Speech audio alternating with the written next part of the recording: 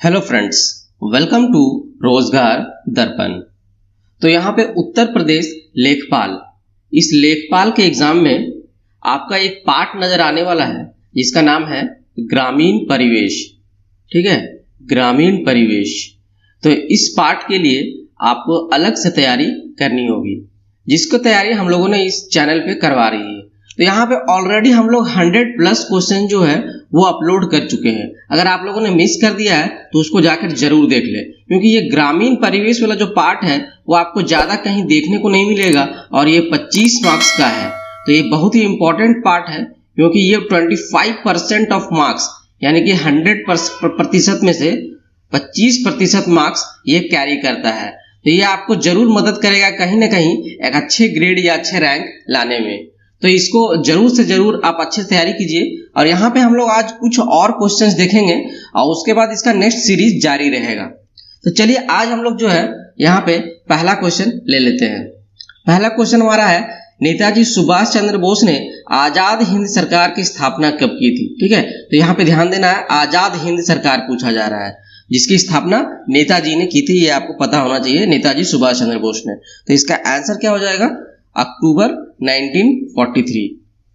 देखिए यहाँ पे 1943 पूरा ईयर्स दिया हुआ है, यानी कि इंपॉर्टेंट हो जाता है मंथ। ठीक है, यहाँ के आपको मंथ याद रखना है, तो आपको अक्टूबर मंथ याद रखना है। अक्टूबर 1943 में ये आजाद हिंद सरकार की स्थापना की गई थी। चलिए नेक्स्ट क्वेश्चन आ चुका है, जॉन मॉर्ले द्वारा तैयार किया गया मॉर्ले मिंटो सुधार। ठीक है, मॉर्ले मिंटो में जो सुधार हुआ था निम्नलिखित में से किस वर्ष में अधिनियत किया गया? ठीक है, तो आपको बताना है किस वर्ष में ये सुधार किया गया था। 1909, 1895, 1920 या फिर 1897। ठीक है, तो जो लोग पढ़े होंगे उनको पता होगा मॉर्ले मिंटो रिफॉर्म के बारे में। ये 1909 की घटना है। ठीक है, नेक्स्ट आगे बढ़ते हैं। देखिए दोस्तों, ऐसे क्वेश्चंस आपको याद रखने हैं क्योंकि ये डायरेक्ट डेटा बेस्ड क्वेश्चन है। ठीक है, जहां पे आपको डेट, ईयर, मंथ या फिर कोई डिजिट वगैरह, आपको नंबर वगैरह आप आते हैं, तो वो सब डेटा बेस्ड क्वेश्चन में आते हैं, जो कि आपको ज्यादा दिमाग नहीं लगा सकते हैं, तो आपको याद रखने होते हैं। तो ऐसे क्वेश्चन को आपको थोड़ा ध्यान से याद रखने होंगे। चलिए नेक्स्ट क्वेश्चन आ चुका है, भारत के निम्नलिखित राज्यों में से किसमें कॉफी का उत्पादन सबसे अधिक होता है? ठीक है, कॉफी का उत्पादन बताना है। देखिए यहाँ पे साउथ के राज्य दिए हुए हैं, केरल, तमिलनाडु, कर्नाटका, और एक आसाम भी है, जो कि लोग कंफ्यूज हो सकते हैं कि क्योंकि यहाँ पे जो है टी जो है भारी मात्रा में पाई जाती है, लेकिन यहाँ पे कॉफी के बारे में पूछा जा रहा है, इंपॉर्टेंट है। तो कॉफी जो है कर्नाटका में सबसे ज्यादा पाई जाती है। ठीक है, इंपॉर्टेंट है, याद रखिएगा, कर्नाटका। नेक्स्ट क्वेश्चन है, डैश मौसम के दौरान रबी फसल की खेती की जाती है? ठीक है, तो अब बताना रबी फसल की खेती जो है वो कब की जाती है? पतझड़ में, सर्दी में, गर्मी में, मानसून अथवा वर्षा में? ठीक है, तो इसका आंसर क्या हो जाएगा? विंटर। विंटर यानी कि ऑप्शन 2, सर्दी में आपको रबी फसल की खेती देखने को मिल जाएगी। नेक्स्ट क्वेश्चन है, चावल निम्नलिखित में से किस राज्य का एक वाणिज्य फसल है? ठीक है, तो आप बताना है चावल किस राज्य का वाणिज्य फसल है? केरला, उड़ीसा, उत्तर प्रदेश या फिर पंजाब? ठीक है, तो इसका क्या आंसर हो जाएगा? पंजाब। पंजाब इंपॉर्टेंट क्वेश्चन है दोस्तों, क्योंकि इसमें लोग कंफ्यूज रहते हैं वाणिज्य फसल में और मोस्ट कल्टीवेटेड क्रॉप्स में, इसलिए यहाँ पे इस वाणिज्य फसल पूछा जा रहा है। तो इसका आंसर जो है वो 4th पंजाब हो जाएगा। नेक्स्ट क्वेश्चन है, खेतों में मिलने वाली उपज के मामले में दुनिया भर में भारत कौन से स्थान पर है? ठीक है, जितने भी कल्टीवेशन होते हैं, जितने भी क्रॉप्स ले लीजिए, ठीक है, पूरे साल में जितने भी खेती होती है उसमें से भारत कितने नंबर पे आते हैं, जितना भी टोटल कल्टीवेशन होता है, तो उसको आपको बताना है। ये इंपॉर्टेंट क्वेश्चन है दोस्तों। ठीक है, बहुत इंपॉर्टेंट, मोस्ट इंपॉर्टेंट क्वेश्चन में से एक आता है ये, क्योंकि ये यहाँ पे जब वर्ल्ड रैंकिंग की बारी आ रही है ना, तो वर्ल्ड रैंकिंग हमेशा इंपॉर्टेंट होती है। ठीक है, तो इसका आंसर क्या हो जाएगा? इसका आंसर हो जाएगा थर्ड, यानी कि तीसरे पोजीशन पर आता है। इंपॉर्टेंट है, याद रखना है। चलिए देखिए यहाँ पे फिर ग्रीन रिवॉल्यूशन से क्वेश्चन आया है। ग्रीन रिवॉल्यूशन आंदोलन कब से कब तक चला था? ठीक है, आपको ईयर बताना है।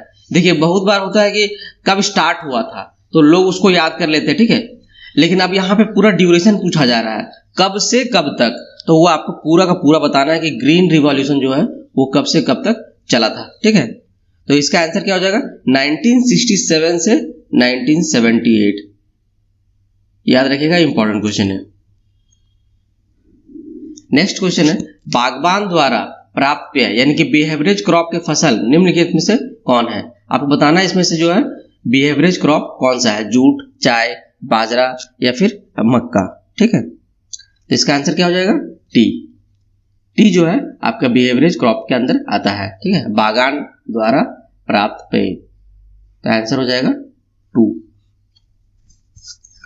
नेक्स्ट क्वेश्चन आते हैं, निम्नलिखित में से कौन सा आधारित संरचना कारक इंफ्रास्ट्रक्चरल फैक्टर्स कृषि विकास से संबंधित नहीं है, ठीक है। आपको बताना है यहाँ पे जो है वो कृषि विकास से रिलेटेड नहीं है, कौन सा यहाँ पे जो टर्म है, ठीक है। तो यहाँ पे आपको देखिए सिंचाई, बीमा, सड़कों की उपलब्धता या फिर खनन। तो यहाँ पे देखिए सिंचाई जो है वो आपको कृषि विकास से रिलेटेड है, बीमा जो है आपको कृषि विकास से, क्योंकि किसानों का बीमा करवाया जाता है। साथ साथ सड़क की उपलब्धता, अगर सड़क की उपलब्धता नहीं होगी तो किसान अपने जहां भी आपकी उनकी खेत है वहां तक सही से नहीं पहुंच पाएंगे और सही से काम नहीं हो पाएगा। खनन, ये जो है दोस्तों ये माइनिंग का पार्ट आ जाता है, ठीक है। यहाँ यानी कि यहाँ पे मेटल्स के द्वारा, मेटल्स में जितने भी एक्सप्लोरेशन होते हैं वो यहाँ पे कोल की एक्सप्लोरेशन, मेटल्स के एक्सप्लोरेशन, वो यहाँ पे डिटेल बताया जाता है खनन में। तो यहाँ पे आंसर जो है हमारा खनन हो जाएगा, क्योंकि ये कृषि विकास से रिलेटेड नहीं है, ये बेसिकली हैंडल की जाती है गवर्नमेंट द्वारा, जाके जो कि सेंट्रल गवर्नमेंट, जैसे आप कंपनी वगैरह जानते होंगे, कोल इंडिया, नेशनल एल्युमिनियम, ये सब सारे यहाँ पे खनन में के पार्ट है। चलिए आगे बढ़ते हैं। व्यावसायिक उपयोग के लिए सब्जियां, फूल और फल उगाने के लिए निम्नलिखित में से किस शब्द का उपयोग किया जाता है, ठीक है दोस्तों। यहाँ पे आपको बताना है कि ये सब फूल सब्जी जो भी उगाए जाते हैं या फिर फल, उनको क्या बोला जाता है, हॉर्टिकल्चर, ठीक है, आर्बोरिकल्चर, पिसिकल्चर या फिर वार्मिकल्चर। इंपॉर्टेंट क्वेश्चन है, बहुत इंपॉर्टेंट क्वेश्चन है, याद रखिएगा। तो इसका आंसर हो जाएगा हॉर्टिकल्चर। जहां पर भी फूल, फल वगैरह, सब्जियां वगैरह उगाए जाते हैं उनको बोला जाता है हॉर्टिकल्चर। नेक्स्ट क्वेश्चन है, पर्यावरणीय खेती इको फार्मिंग को डैश नाम से भी जाना जाता है, ठीक है। इको फार्मिंग को आपको बताना है क्या बोला जाता है। तो इको फार्मिंग आपको देखने से ही पता चल रहा है जो कि इन्वायरमेंट को आपको नुकसान नहीं पहुंचाता हो, ठीक है। तो इको फार्मिंग मतलब इन्वायरमेंट को जो नुकसान नहीं पहुंचाता है। इसमें क्या हो सकता है, जैविक खेती, जो ऑर्गेनिक खेती होती है उसको हम लोग इको फार्मिंग भी बोलते हैं, ठीक है। तो इसमें ऑर्गेनिक, ये टर्म याद रखिएगा, ऑर्गेनिक, जैविक खेती। नेक्स्ट क्वेश्चन है, बलदेव सिंह अंतरिम सरकार के सदस्य स्वतंत्र भारत की पहली सरकार में डैश के प्रमुख थे, ठीक है। अब यहाँ पे बताना था अंतरिम सरकार के सदस्य, यहाँ पे आपको बलदेव सिंह जो थे उनको क्या पोस्ट दिया गया था वो आपको बताना है, रक्षा, रेलवे, शिक्षा या फिर अर्थ। इसका आंसर क्या हो जाएगा, वो रक्षा विभाग से रिलेटेड थे बलदेव सिंह, याद रखिएगा। नेक्स्ट क्वेश्चन है, 2011 जनगणना के अनुसार कौन सा एकमात्र राज्य था जिसका वर्ष 2001 से 11 के दौरान ऋणात्मक घातीय जनसंख्या वृद्धि दर थी, ठीक है। तो यहाँ पे देखिए ऋणात्मक घातीय जनसंख्या यानी कि क्या है, नेगेटिव एक्सपोनेंशियल। जो इंग्लिश वाले छात्र हैं उनको दिक्कत ना हो इसलिए यहाँ पे ये लिख दो, नेगेटिव एक्सपोनेंशियल पॉपुलेशन, इसके बारे में पूछा जा रहा है। तो यहाँ पे 2001 से 2011 के बीच में कौन सा राज्य था जिसका नेगेटिव एक्सपोनेंशियल पॉपुलेशन वृद्धि दर थी, ठीक है। तो इसका आंसर क्या हो जाएगा, नागालैंड। इंपॉर्टेंट क्वेश्चन है, नागालैंड। नेक्स्ट क्वेश्चन आ चुका है, निम्नलिखित में से वह कौन सा राज्य है जिसकी 2011 जनगणना के अनुसार सबसे अधिक जनसंख्या सघनता है, ठीक है। तो आपको पॉपुलेशन डेंसिटी के बारे में पूछा जा रहा है। पॉपुलेशन डेंसिटी सबसे ज्यादा आपको किसमें था, ठीक है। तो पॉपुलेशन डेंसिटी कहाँ पे होगा, देखिए पश्चिम बंगाल में था, ठीक है। पश्चिम बंगाल मतलब कि जो भी स्टेट है उसके हिसाब से डेंसिटी ज्यादा है, मतलब कि घनत्व, मतलब कि पूरा एक ही जगह पे आपको देख सकते हैं कि भरा हुआ है ऐसे। और कम घनत्व वाले राज्य मतलब कि बिखरा हुआ है, पॉपुलेशन आपको अलग अलग जगह पे नजर आएंगे, पूरा घनत्व नजर नहीं आएगा, ठीक है। तो ये आपको पश्चिम बंगाल का मान सकते हैं, जहाँ पे घनत्व जो है वो 2011 के अनुसार सबसे ज्यादा थी। चलिए नेक्स्ट क्वेश्चन में चलते हैं। नेक्स्ट क्वेश्चन आ चुका है, मैकमोहन रेखा चीन के तिब्बती क्षेत्र और भारत के उत्तर पूर्व क्षेत्र के बीच की सीमा रेखा है, ये तो पता है आपको, जिसे ब्रिटिश औपनिवेशिक प्रशासक हेनरी मैकमोहन ने 1914 में डैश संधि पत्र में प्रस्तावित किया था। ठीक है, आपको बताना 1914 में कहां पर जो है ये संधि पत्र पास किया गया था जिसमें ये मैकमोहन रेखा की चर्चा की गई थी। तो दार्जिलिंग में, लहासा, शिमला या फिर काठमांडू। ठीक है, तो इसका आंसर क्या हो जाएगा? शिमला। इंपॉर्टेंट क्वेश्चन है, शिमला में, ये जो है शिमला में आपका संधि पत्र प्रस्तावित हुआ था। नेक्स्ट क्वेश्चन है, किसने घोषणा की थी कि 30 जून 1948 तक ब्रिटिश द्वारा भारत को स्वतंत्रता प्रदान कर दी जाएगी? ये किसने बताया था कि 30 जून 1948 तक ये जो है आपको फ्रीडम दे दिया जाएगा? तो ये किसने बोला था? इंपॉर्टेंट क्वेश्चन है, आपको बताना है। इसका क्या हो जाएगा? ये क्लीमेंट एटली। क्लीमेंट एटली ने ये बताया था कि 30 जून 1948 तक ब्रिटिश द्वारा भारत को स्वतंत्रता प्रदान कर दी जाएगी। नेक्स्ट क्वेश्चन आ चुका है, सिंचाई के निम्नलिखित तरीकों में से इसे ट्रिपल सिंचाई के रूप में जाना जाता है। ठीक है, तो इसमें इसका आंसर क्या हो जाएगा? ड्रिप सिंचाई। ठीक है, ड्रिप सिंचाई, याद रखिएगा, इंपॉर्टेंट क्वेश्चन है। नेक्स्ट क्वेश्चन है, एनपीपी से क्या अभिप्राय है? यहाँ पे आपको फुल फॉर्म बताना है। एनपीपी, ठीक है, तो आपको ऑप्शन नजर आ रहे होंगे। इसका आंसर हो जाएगा नेशनल पॉपुलेशन पॉलिसी। ठीक है, नेशनल पॉपुलेशन पॉलिसी। देखिए यहाँ पे सारे नेशनल पॉपुलेशन दिया हुआ है, नेशनल पॉपुलेशन। तो यहाँ पे जो भी होंगे तो आपको ये लास्ट पी वाला पकड़ना है। तो पी पॉलिसी हो गया, प्रोडक्शन हो गया, प्रोग्राम हो गया, प्रोजेक्ट हो गया। ये आपको याद रखना, ये पॉलिसी होगा। ठीक, पॉलिसी।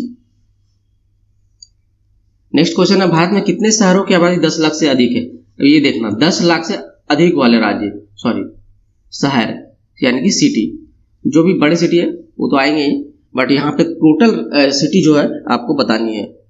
देखिए बहुत ही कंफ्यूजिंग है, 43, 63, 53, 33। तो इसका आंसर क्या हो जाएगा? 53, याद रखिएगा। नेक्स्ट क्वेश्चन है, 1947 में लॉर्ड माउंटबेटन द्वारा घोषित भारत और पाकिस्तान के लिए सीमा आयोग के अध्यक्ष कौन थे? जब भारत और पाकिस्तान का सीमा घोषणा की जाई थी तो उसका जो है आयोग के अध्यक्ष कौन थे, ये आपको बताना है। इसका हो जाएगा सिरिल रेडक्लिफ। ठीक है, सिरिल रेडक्लिफ, इंपॉर्टेंट है। नेक्स्ट क्वेश्चन है, सुभाष चंद्र बोस वर्ष डैश में कांग्रेस पार्टी के अध्यक्ष बने थे? इंपॉर्टेंट क्वेश्चन है कि कब ये कांग्रेस पार्टी में के अध्यक्ष बनाए गए थे? तो आंसर क्या हो जाएगा? 1938, ऑप्शन 3।